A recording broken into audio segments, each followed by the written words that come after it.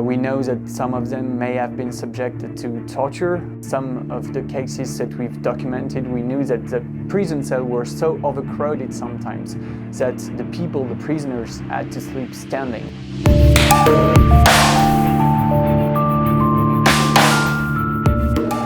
We first got interested into Melitopol because we knew that there were a roundup of arrests that happened on 20 August 2023. At least 4 journalists and news content creators on Telegram channels were arrested on that day.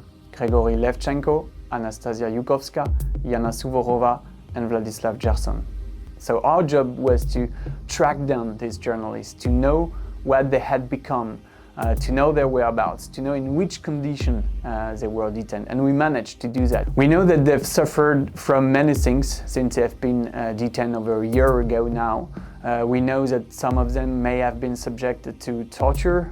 We know that they've been moved from one detention facility to another. In some of the cases that we've documented, we knew that the prison cells were so overcrowded sometimes that the people, the prisoners, had to sleep standing. We also found out about the case of a 5th journalist, someone who was arrested a year before, Evgeny Ilchenko. He was arrested in July 2022. For several months, he was enslaved and then back in detention. He was not a professional journalist. He decided to start and to launch his own Telegram channel to tell about what was happening in Melitopol, to tell about the occupation in his city. We found out that he was not only arbitrarily detained like the others, but he was then enslaved a few weeks later. For months, he had to dig trenches on the Russian side. He had to be exposed to mines in the lands. He had to be exposed to the own drone strikes of his own country,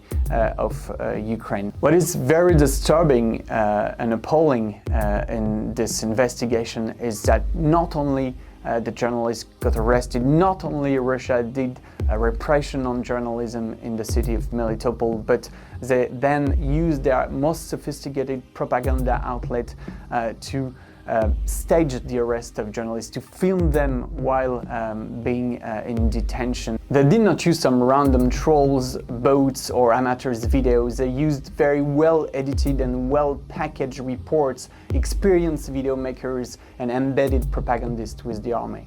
By showing this journalist in a report that is broadcast on a very famous channel, it gives ground, it gives credibility to the accusation brought by the Kremlin against this journalist. While it's completely trumped up, arresting and detaining a journalist like that, it's a war crime, so we will keep campaigning for this journalist and we will ask for their release.